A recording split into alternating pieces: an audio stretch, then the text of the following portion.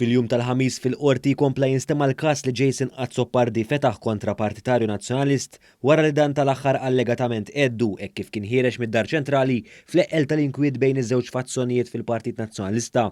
Il-każ ġara fis-sigħat bikrin tal-24 ta' Lulju. Fil-qorti xedu nies lejali lejn Adrian Delija fosthom Vincent Borch magħruf bħala ċensu l-iswed. Dan u xhieda oħra lejali lejn Delija qalu li raw lil Jason Azzopardi neħħu n-nuċċali u jdur lejn John Borch ta' 45 sena magħruf bħala l-Pedi.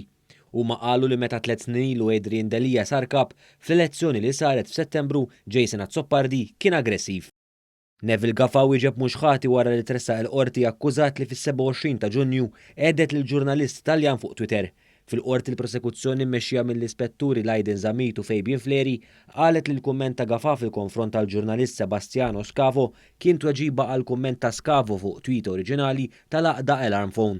Il-prosekuzzjoni konfermat li Neville Gaffa ikkopera mal-investigazzjoni tal-Pulizija u qal li l-kumment kidbu. Għallhom ukoll li huma kellu l-ebda intenzjoni li b'xi mod iweġġa' lil Scavo iżda l-kumment kien purament politiku dwar l-immigrazzjoni. Fil-qorti xiet il-ġurnalist Taljan fejn qal li hu kien ingħata protezzjoni mill-Pulizija Taljana wara l-kumment ta' Gaffa.